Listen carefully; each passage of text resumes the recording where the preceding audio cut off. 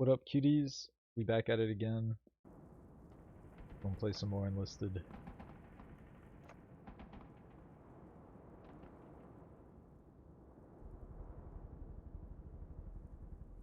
In just a second, get started.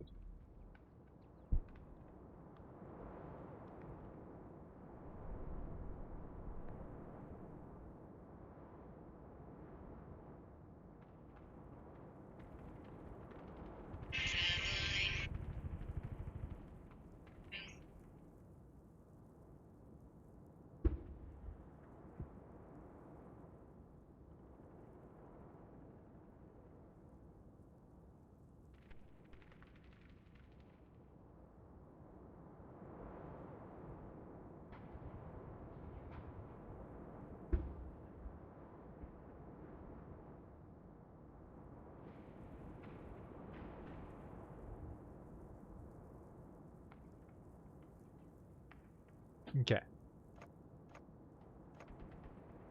I think all we're trying to do really is 5 enemies with the AT gun. And then just finishing matches. So.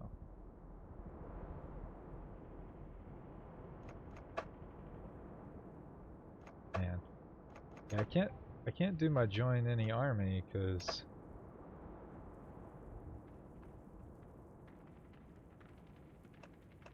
I need to tinker with my stuff. Everything's all redone.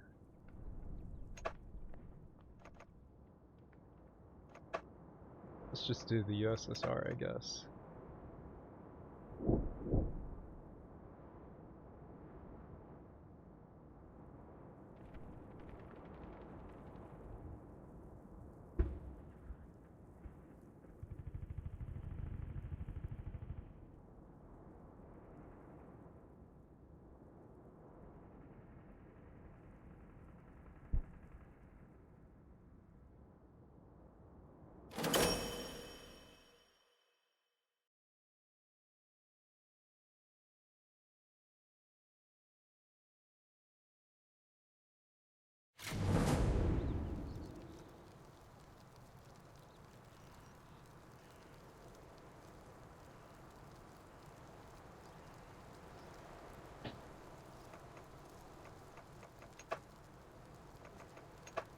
It's conquest.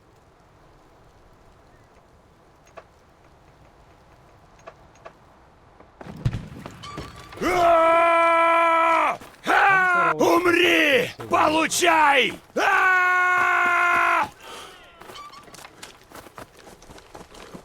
Защищаем эту точку!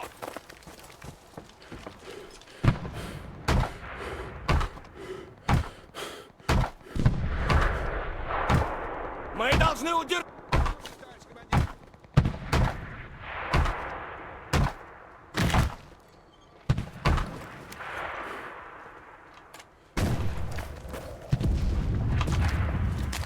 Allies are at control point Charlie.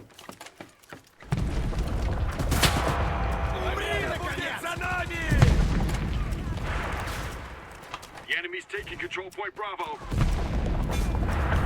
Один из наших убит! The enemy is taking control point Alpha. Enemy bombers are approaching. We've taken control point Charlie. Блин, заряжаю!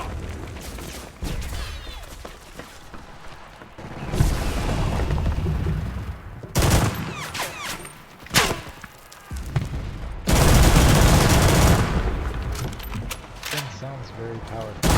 We've lost control point Alpha.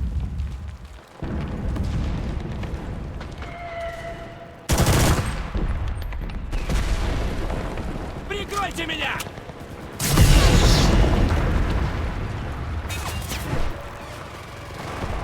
Удерживаем эту позицию!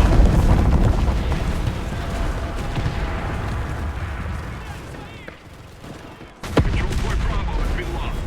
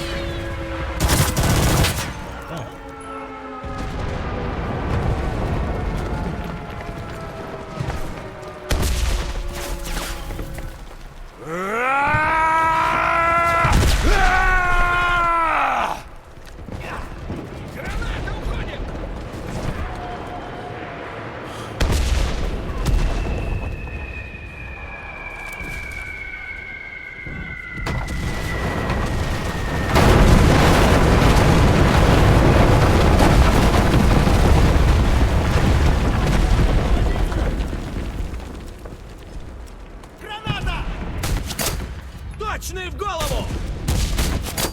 Oh. Перезаряжаю!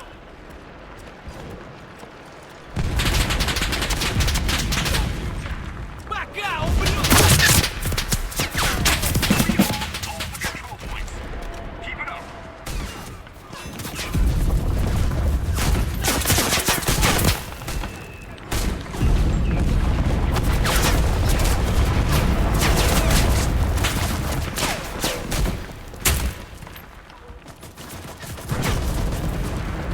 Попал! Я попал!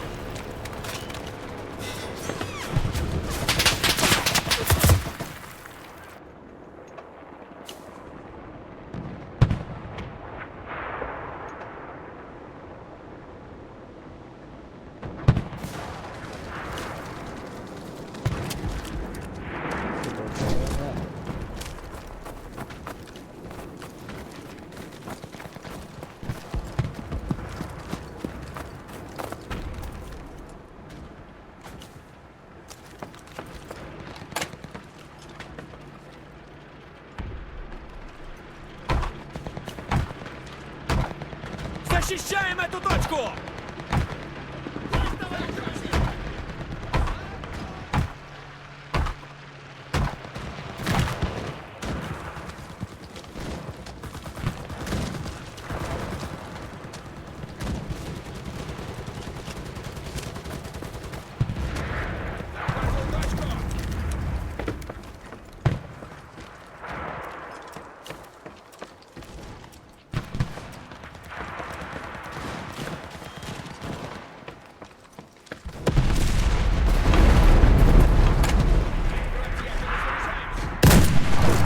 Далеко не убежишь!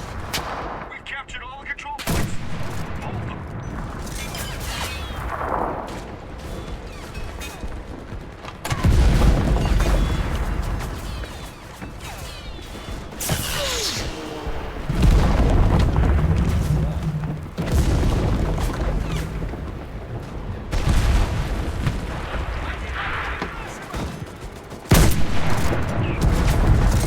Перегруппируемся!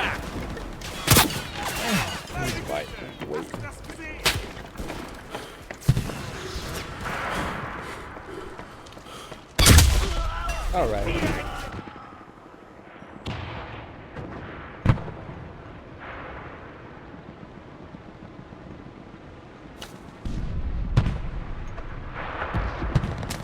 Мы должны удержать эту точку!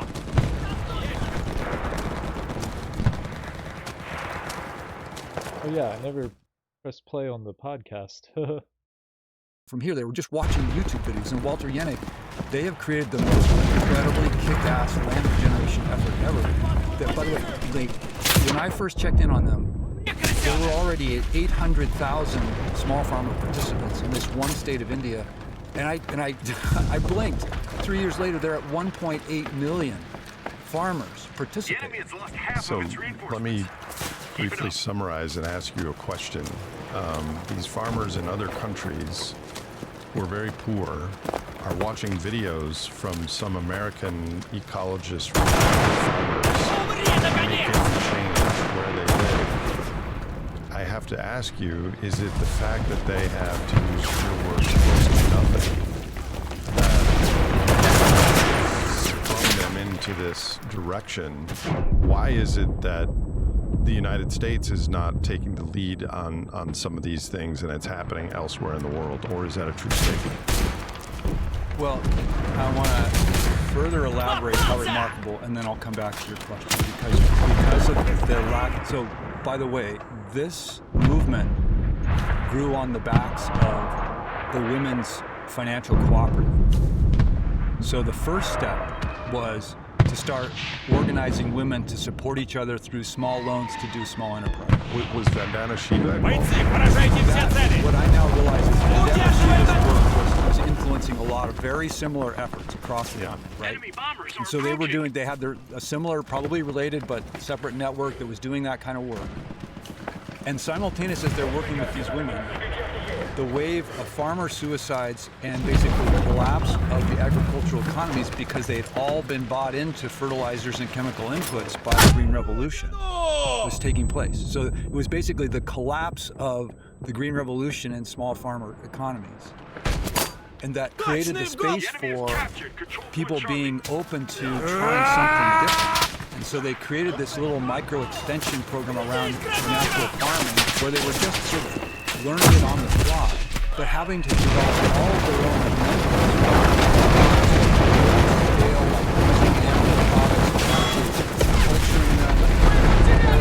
creating seed coatings, but all out of local materials. And so they were generated locally produced materials.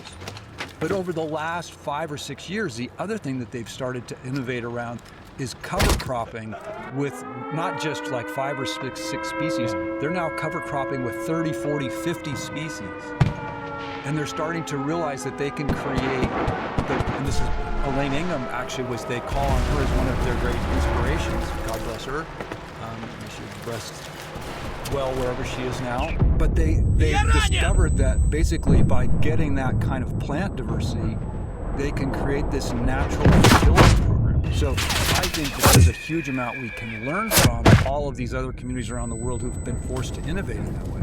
So now as to why we're not doing it here. Well, there's a lot of obvious reasons. While we have been looking up, the petrochemical industry has been quite effectively infiltrating even more deeply the research and academic institutions and the professional land management community to believe in chemicals even more.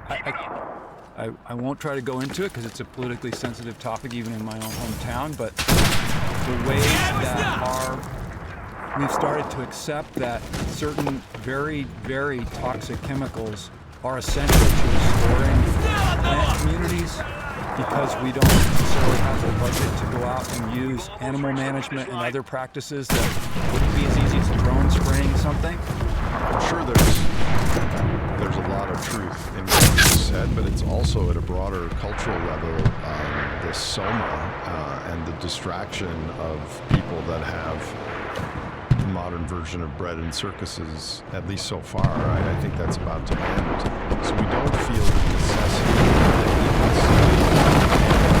imagination and the drive to do some of these examples, but we're going to have to, which is one of the reasons I was keen to have you on the program. We can move as a species, and I'm not sure we're going to, but we can move from destructors and dominion towards regeneration and stewardship.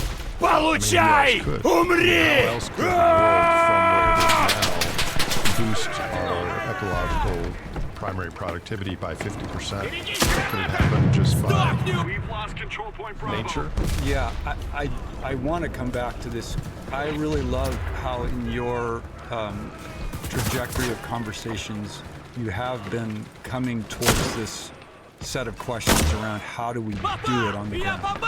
You're doing it on the ground ultimately means always in your community. All of this work is fundamentally, intrinsically, essentially local.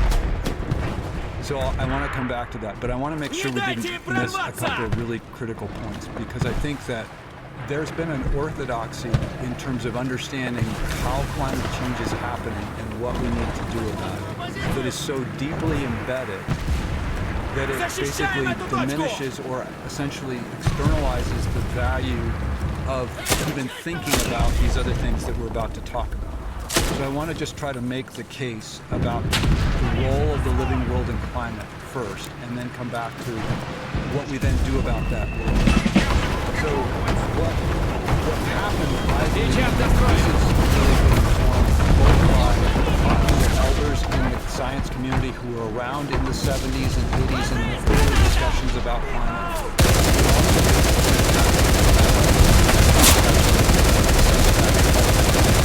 According to climate, he went back and he looked at the early discussions about climate change. So one of the first major publications in the sort of more modern era was in 1971. Came out of MIT.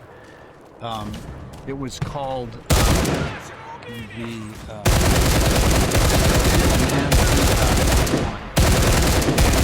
it then spawned an international gathering to talk about this. This is in the first dawnings of like, oh my God. And you go back and you look at those transcripts and those documents, they all talk about how climate change had two legs. I love how it's like climate change was a two-legged problem. That's interesting. So, but one leg was, yes, about burning fossil fuels and the emissions that it was generating. But the other leg was about land degradation or living systems degradation, because we've always known the predominant greenhouse gas is water. And one of the most foundational things that happens when you degrade land is that you disrupt the water cycles. And one of the things that that disruption of water cycle does is it releases a lot of the water that's in the terrestrial systems into the atmosphere. And of course, as it gets hotter, just the physics of this further compound this. And so that very negative loop of land degradation to liberating both, and by the way, Sanderman and others in 2017 did this analysis of soil loss globally over the last 12,000 years. And one of the things that they assert is that about a third or more of the excess carbon in the atmosphere didn't come from burning fossil fuels, it came from burning our soils. When you say burning our soils, what do you mean exactly by that? That's a bit of a euphemism, but it's basically whenever we stop, when we remove the living cover and you expose the soil to sunlight and wind, you're basically liberating, you're volatilizing that carbon, and it goes up into the atmosphere. And so a third of the excess carbon in the atmosphere was not from burning fossil fuels, it was from basically land degradation. And then you add to that the implications of disrupting water cycles, and we're living on a planet where an immense volume of water that used to be in the land is in the atmosphere. And so we've only been thinking about one thing that's extra in the atmosphere, which is carbon, and we should be thinking about water and how we actually not only bring that water back down, but hold it and cycle it. Because water is the basis of the natural heat pump that the planet operates on. The process of transpiration and turning water from a liquid to a vapor basically captures energy, and that creates a convective cycle that then sends that into the atmosphere. And a bunch of that, when it condenses back into water, that energy is released, and a lot of that energy heads out into space. So we've disrupted that natural heat pump. I love it, because a big part of our energy systems work is trying to get people to adopt heat pumps. And it's like, well, we actually ought to get the other heat pump going too, or starting that.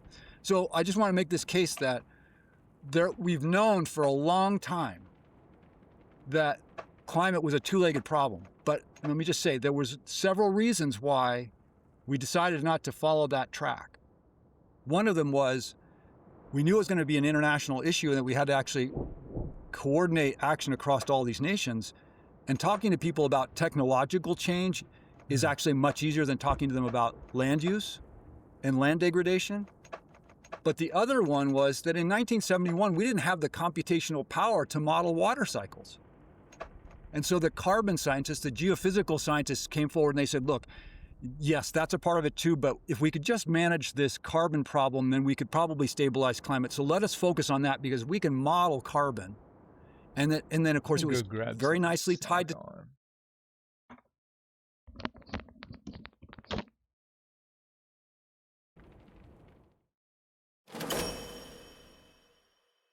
Don't kick me. Yeah.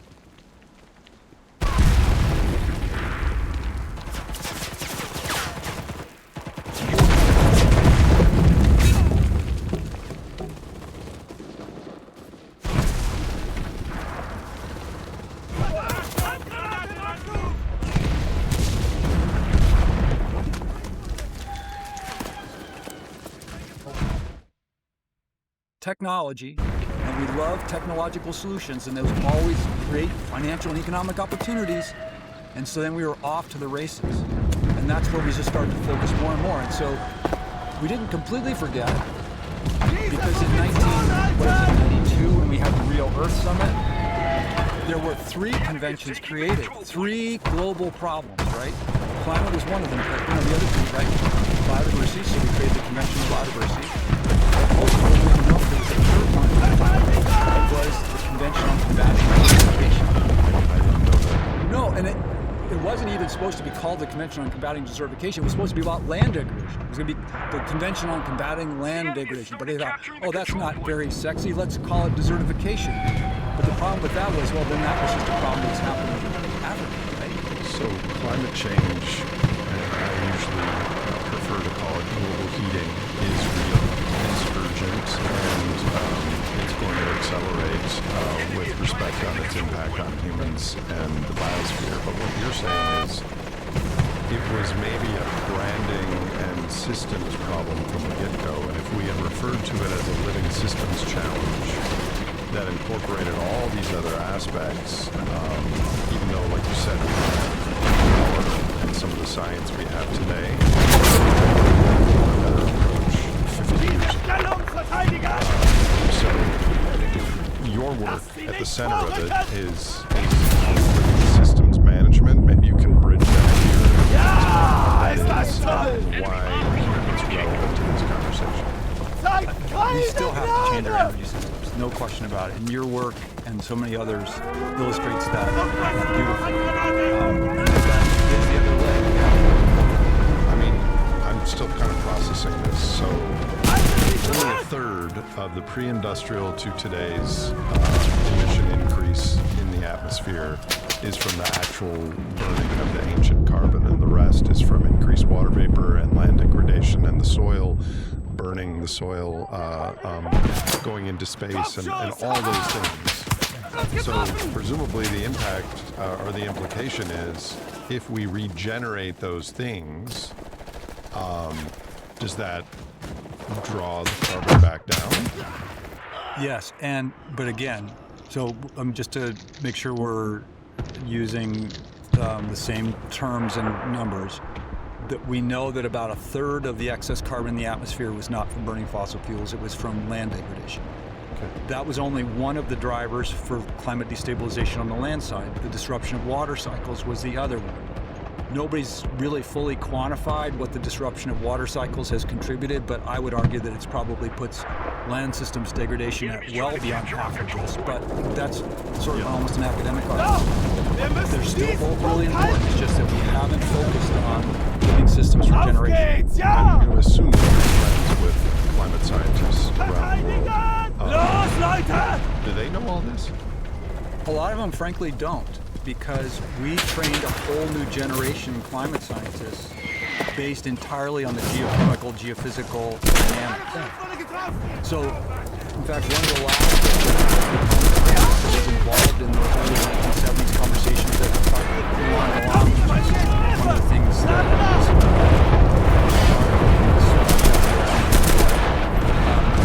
he passed away just a couple of years ago, and he talks about what those conversations were like. But again, that whole generation of scientists is now either retired or gone. Yeah.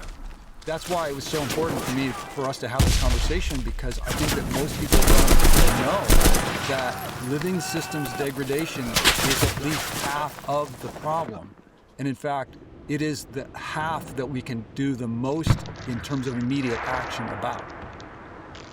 It's more than half. It's like 90% of what we can immediately do more about. I'm suspecting, but keep going, Brett. So let me then now get to the point about living systems and why I call it living systems. Part of it is this. So about almost 10 years ago, we launched something to try to start working with local government to support what we started to call nature-based solutions. So in 2017, by the way, so there has been this effort to sort of recognize that living systems they weren't called living systems, that the land was important, and there was a paper, a famous paper, Natural Climate Solutions. I'm going to just do a little bit of chronology. Natural Climate Solutions was entirely about how we were going to manage land as a carbon sink. And so that paper came out. Next year there was Natural Climate Solutions in the US, and those arguments were, we can do about a third of all the climate action we need to just by managing landscapes for carbon sequestration. And that got a whole set of carbon markets off and running, like in all these financial guys just slathering. And so then, let's do that in agriculture, let's do that in forestry. All this had to be big. And it had to be in places that cycle a lot of carbon. People quickly said to us, like, oh, you can't do anything there, so I wouldn't even bother managing the land. Almost like I wouldn't even bother managing the land. Because there's no profit to it. Yeah, because all we're doing is counting carbon. But anyway, so Natural Climate Solutions comes out. It's actually built into the IPCC. In fact, a lot of their models for how we were going to stabilize climate depend entirely on, or not entirely, but significantly on this. But that was so carbon-centric that the UN and the World Environment Program in 2022 and say, wait a minute, we actually need something that's broader, that isn't just seeing the value of living systems as carbon sequestration. So that's when this term nature-based solutions comes out. I've never liked the term because it has the term nature in it, which nature, by its nature, is this kind of almost semi-mystical thing that's separate from us. It's always in the Emerson traditions, like if we just leave it alone, it's so beautiful. And I agree with all that on one level. It's just that it sets us up as separate from nature. And it also reinforces this other piece, which, for the last 30 or 40 years, we've been having this growing movement around ecological restoration, which I love. I think it's really important, except that often ecological restoration is oriented towards trying to restore something to some historical baseline, which isn't going to exist the same way. We live in a different world that is rapidly changing. And that historical system that we think we're restoring to might not even have been the original system. Like, let's take the Intermountain West. A lot of us arrived here after we've already trapped out the beaver. We did this first huge flush of enormous damage from overgrazing in the mid-1800s just to feed all the miners. There was this massive deforestation all across the country. We don't even know what those historical conditions were like. And what those historical conditions were then are not necessarily relevant now, because they're going to be 10 degrees warmer. We're going to have really different growing cycles. So we have to, and I'm not arguing that the restorationists are going to go bananas about this, because they're going to think that I'm trying to argue that we shouldn't be doing restoration, which I'm not. I'm just saying this is a much more nuanced thing than just put it back to the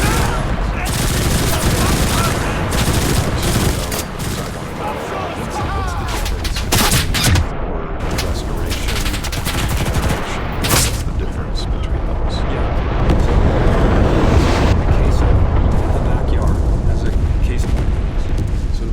relate to this. I could go out and try to restore it to the native prairie that existed in Boulder, at some historical reference point.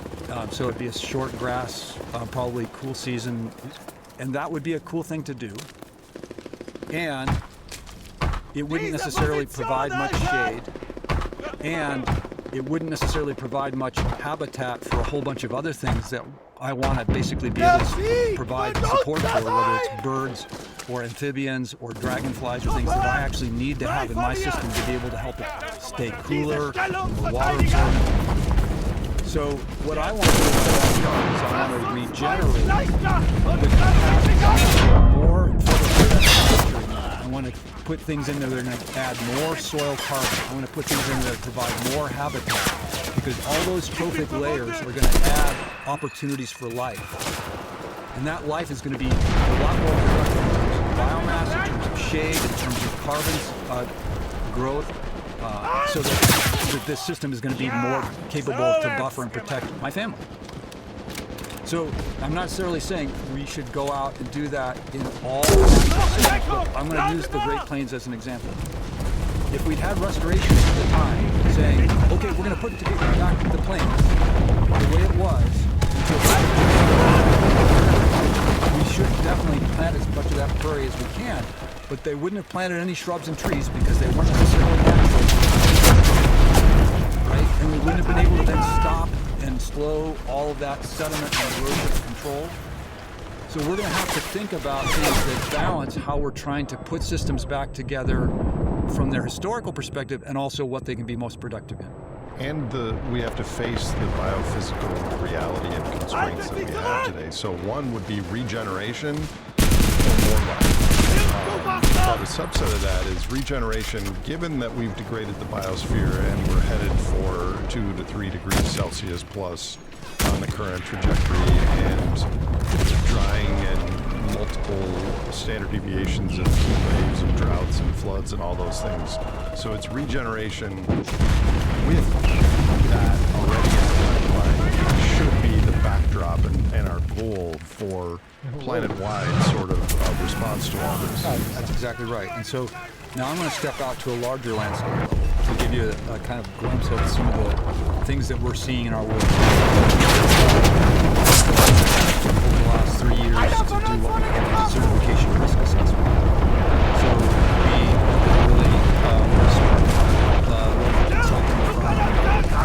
really to do an analysis of all the remote sensing technologies that we could access to look at an area of 500 square miles. So it's the area between Boulder and Longmont, not including the forest because it was just too much complexity at that moment, but the plains area, so basically the foothills out to the east, eastern neighbor Weld County. Because actually we use the boundaries of the resource conservation districts. That is the closest jurisdictional boundary to a watershed that we have, which of course came out of the soil conservation and soil preservation services of the 30s.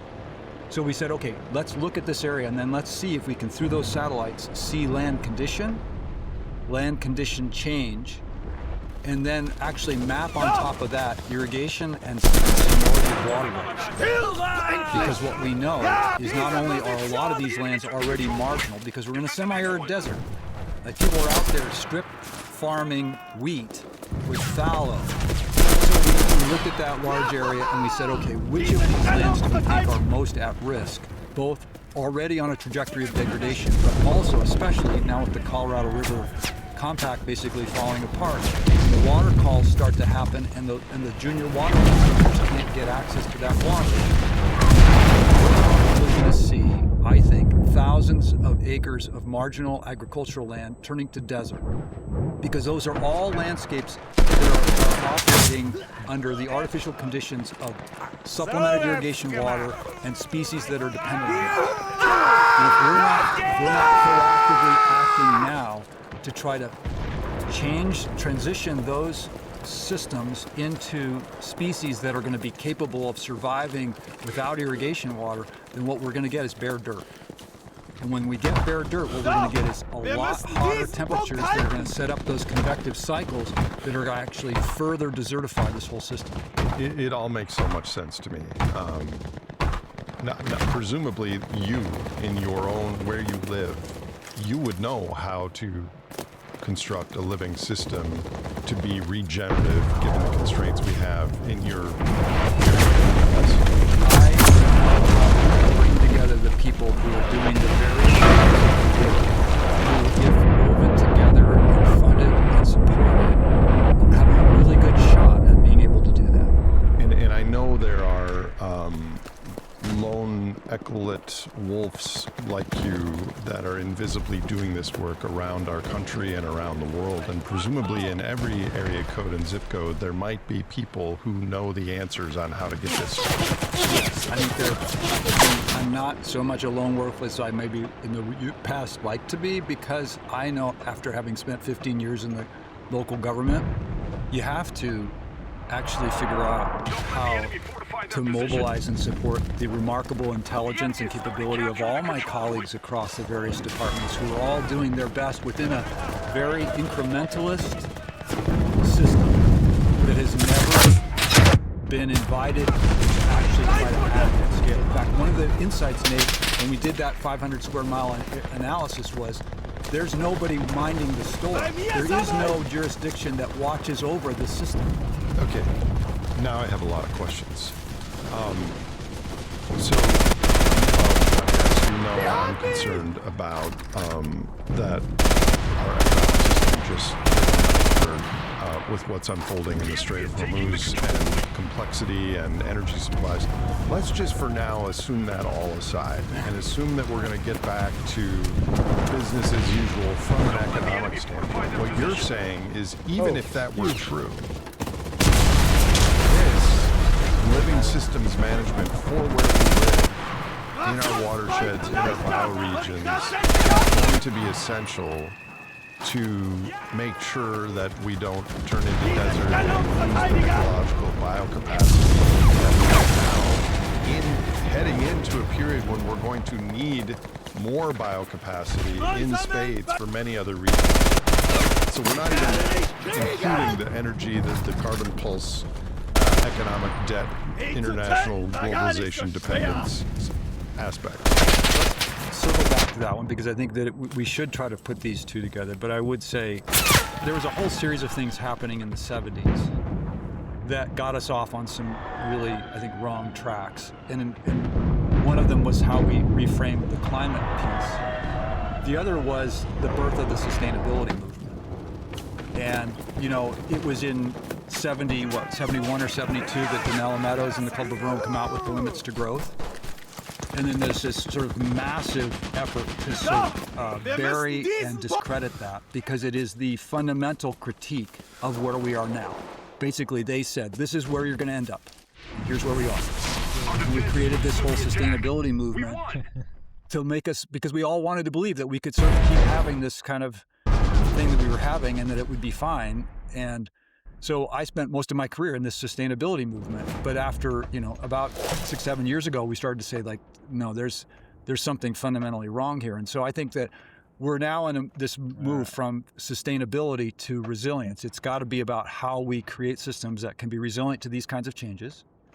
And it's about moving from a sort of restoration to regeneration, because I think that there's actually huge potentials in what the world could be like if we brought that more than half of the productive capacity of this planet back online. That, to me, is the true abundance agenda. Well, there's two questions there. One is, do we have the technical capacity and wherewithal to increase the planetary biocapacity by 50%? You can guess the second question. It's Ehrlichian. If we increase the biocapacity with our current governance and value systems and cultural aspirations, we will eat it and somehow go further into ecological overshoot.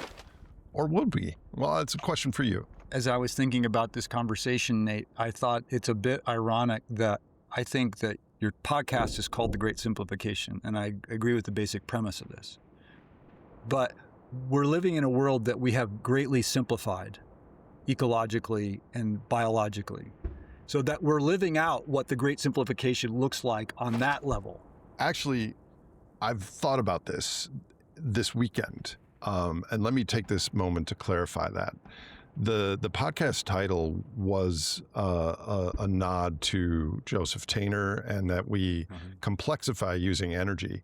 The label The Great Simplification is talking about our economy. You're right. And our debt and our throughput and that. Yeah. But you are right that from a wider boundary perspective, our economy and all of the SKUs in our supermarkets might simplify, but our relationship with the natural world and the web of life is going to hopefully recomplexify. Right, exactly.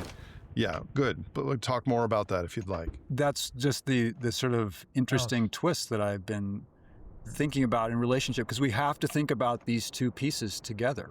We do have to shift our material consumption and throughput dramatically. But because a lot of our effort needs to be put into helping recomplexify this bioecological world. And I think that this is a place where I was trying to maybe point at this earlier when you were starting to say, well, you know, people don't do this because, you know, and then there's all the reasons that we're culpable for not doing this, because of course we all, our material consumption and throughput dramatically. but because a lot of our effort needs to be put into helping re-complexify this bioecological world. And I think that this is a place where I was trying to maybe point this earlier when you were starting to say, well, you know, do this because and there's all the reasons that we're culpable for not doing this because, of course, we all live embedded in systems that keep reinforcing us to do all this stupid thing.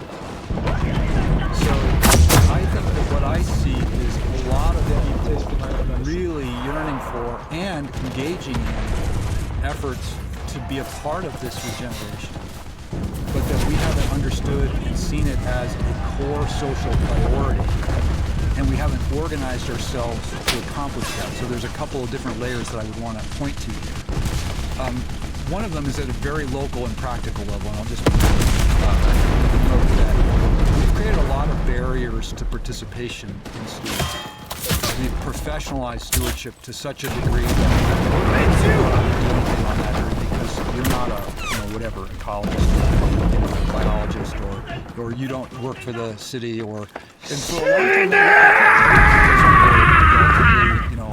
time, well-resourced context. Because we get into these sort of wicked problems that are way bigger and more complex. We frankly don't even have the resources, I would argue, to manage all the landscapes and things that we are responsible for now.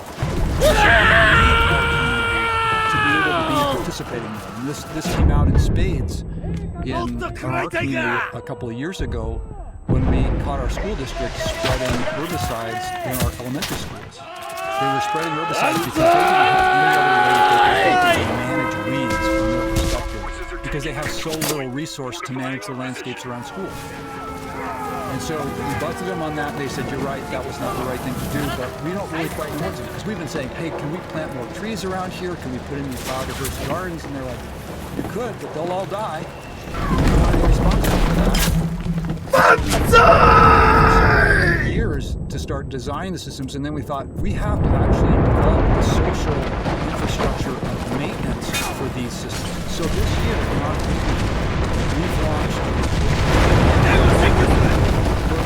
By the way, thinking about this sort of 20th century notion of volunteerism, we say, no, our community's time and knowledge is important. They might need some additional knowledge.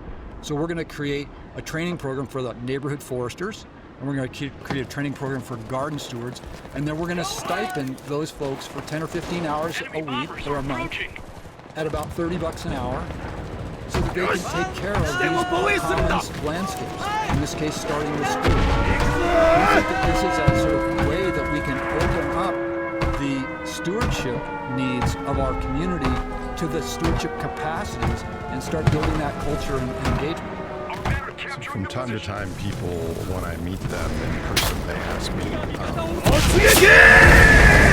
answer your magic wand question. And I think I would answer with just that. Every single town and city in our nation would have some sort of a committee that worked 10 to 15 hours a week and relearned and did stuff on the ground right now with people in the community to restore our ecological situation. That makes so much sense. It's really kind of sad because especially the viewers of this program around the world starve for things to do. They want to do something now. They don't know what to do. That's right. And I think this is a low-hanging fruit for everyone. Totally, and that's where I say the principles of living systems regeneration are essentially operable from the backyard to the bioregion. The things that we need to do, the ways that we need to think about how we start to become a partner to life and what life wants to do. What life wants to do is to gather and cycle energy and resources. Life does not usually operate to just sort of have them all get parked somewhere and then one set of things just controls them. So people like you, times thousands or millions, act as conductors or facilitators to help that process. Yeah, and I think that and there are lots of conductors out there, but again, I think that part of the issue is that we haven't understood this as a critical, central social priority. We've thought that building some new technology and sort of shifting over our energy system, like that's the core priority, and then just keep buying shit at the cost of it. This is based on what you've talked about so far, the argument for what you've referred to as living systems management is pretty clear from the standpoint. But what I've learned over the years of doing this podcast is many people are probably not swayed by that angle on this. So for those individuals that hear you and have that response, can you lay out your best argument for why living system management is also critical for meeting the human needs and well-being in our communities, especially, I'll read it in now, as we approach a lower energy and material throughput. I think anybody who lives in anywhere near where I live knows the world, the environment that we're living in is becoming more unstable, more extreme, and is going to have more of these instances of really significant disruption, whether that's floods, fire, infectious diseases. What we know as a species from how we have evolved is that those societies are most successful in living through periods of significant disruption are the ones that have strong social cohesion and connected systems and cultures. And so it's just interesting that what I noticed in my own community is that some of the most interesting neighborhoods are the ones now that are gardening together and then having potlucks together, and then they're actually figuring out the mutual interdependencies that they can foster. And that may all sound really quaint at this moment, but as you and I know, that's going to be more and more integral to how we live in the situations that we're going to be in. That was always my view of local currencies, is people thought, oh, poo-pooed it, this isn't going to approximately an ultimate. And things more locally, but the ultimate goal is what you said. It's to build the social capital irrespective of what future arrives, and what better place and way to do it on your soils and the flora and fauna in your community and fields and meadows and other species. That is something that you all experience and share, and if you use that as the crucible where people come together and talk about these things, you don't need to have a checklist of all the things we do. You just start talking and communing. Yeah, I think one of the challenges that we have, Nate, is I would actually say that my underlying vocation is community organizer. I was actually right out of college. I worked for Acorn and was a community organizer in Albuquerque and Houston, and then I couldn't really take urban environments that much because I grew up in Wyoming and wasn't well suited for that, but I've always been kind of in the how do we bring communities together to actually relate to the living systems and landscapes that we're in, figure out new ways. And I think that one of the things that we're realizing now is that there are things that we can do in this historical moment. And then there are things that we're going to need to be able to do in a different historical moment. And that we've been in a historical moment that really wasn't empathetic to that kind of neighborhood-based, community-based. It's all been about how we sort of financialize and marketize all of the relationships from child care to but increasingly that's not going to be true, and I think I subscribe to the general sense that your podcast is saying that we have to prepare for this very different time that's going to really bring things down to build these systems now so that they're ready and available in those moments when they're really needed. That's the kind of ongoing dynamic and challenge. Dare I ask if you have some vision and plan on how that might be accomplished, either in Colorado or in the United States? Going back to the desertification risk analysis, part of the reason that I thought we should do that is so that we could start identifying the parts of our landscape that we could mobilize tens, hundreds, thousands of people to be working on if the time became that we both had that available resource and we were in even more difficult circumstances. And so to me, that's been a part that, and so on one level, it looks like just an analysis of lands at risk, and it is, and it's useful for that. But it might actually be a foundation. So right now, I mentioned, we're starting to look at forests now in a new way.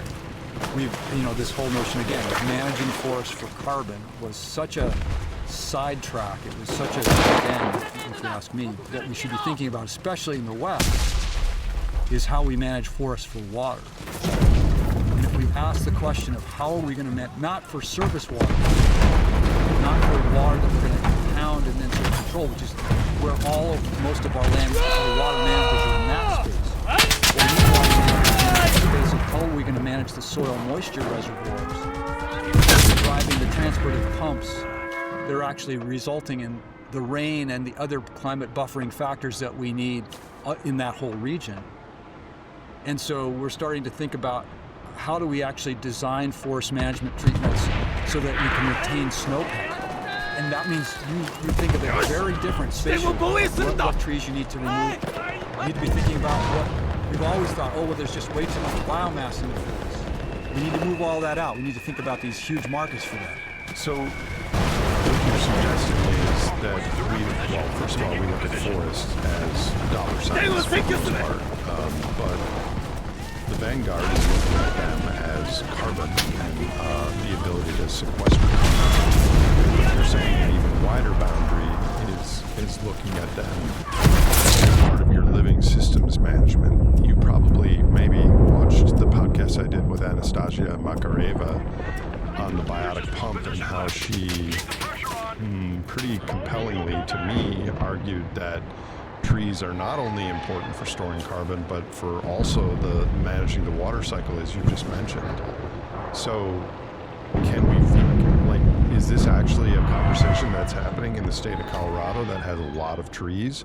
How can sustainable forestry support this idea of managing for water rather than just carbon? And is that conversation changing? Well, it's interesting. I spent almost 20 years in the Northwest where I was working on forestry, and in that context, where we still had a very active industry and wood products industry. That was one set of conversations and actors. In Colorado, that's almost gone. There's very few. So it's not really about the commercial value of these forests. It's entirely about but we haven't been thinking about managing them as a water utility, essentially. So I have followed Anastasia's work, and her work around the biotic pump was sort of validating things that Walter Yene and others have been saying for a long time, which is that local land cover dynamics shift local dynamics.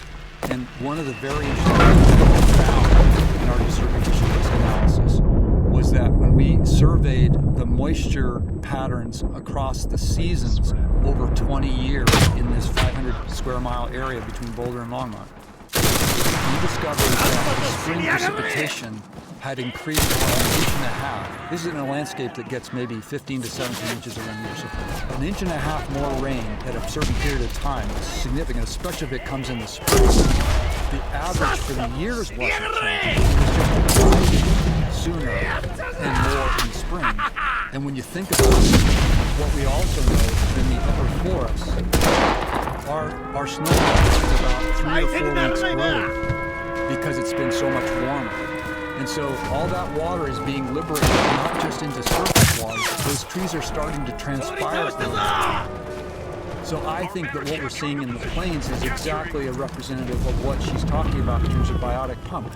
We're seeing that dynamic of forests releasing water earlier in the spring, coming out of the rain earlier in our plains. Which in some ways is cool, except that in other ways, if those forests are drying up over time, it's going to be a train wreck. So to further remarkable presentation, which I'll include so you can have in the show notes, by Elizabeth Heilman from Wichita State. She and her husband Dale Strickman have been leaders in the regenerative ag movement in the whole plains area, especially in Kansas and Oklahoma. And she had this presentation at the recent Soil Revolution conference that we do here in Boulder every year, in which she talked about mastering water cycles. And she described how in certain areas, like in this one northern Oklahoma county, they've had such a high level of adoption of regenerative practices that now something like 60 or 70% of that county is now under continuous plant cover, as opposed to being under these cycles of long periods of open, bare dirt. And so what they're seeing, this is important, Nate, this is the first time I'd ever heard it quantified, is that they think that they know now, and that in those areas, they are seeing an increase in precipitation in those areas by 15 to 20%. And that they actually now believe that they know what the minimum scale of land regenerative practices needs to be to start to change the local climatic dynamics, which is about 5 square miles. That's a remarkable possibility. So it's not dependent on what's happening in the world. No. I mean, a little bit, but Yes. but it's mostly dependent on what people have done to their local ecosystem and improved it and steered it in a little bit better direction. Reducing average temperatures, increasing local precipitation, and increasing the durability against a whole bunch of these extremes. I want to get back to the science and actually what we can do about this, but let me ask you this human question. Do you think it's possible in communities across our country, the United States, and broader, maybe easier abroad, that people can view their wealth and their meaning and wake up in the morning and be excited about what they do, to do something like you just described, to help regenerate the plants and the soils so that our community, our little region here, our watershed gets a little bit more water every year and resilient to times ahead, instead of the individualistic, cultural traps that we're in now. Do you think that? Well, that'll be an exciting question to explore later. We're gonna go ahead and bounce right now, but thanks for checking it out, and y'all take care. Bye.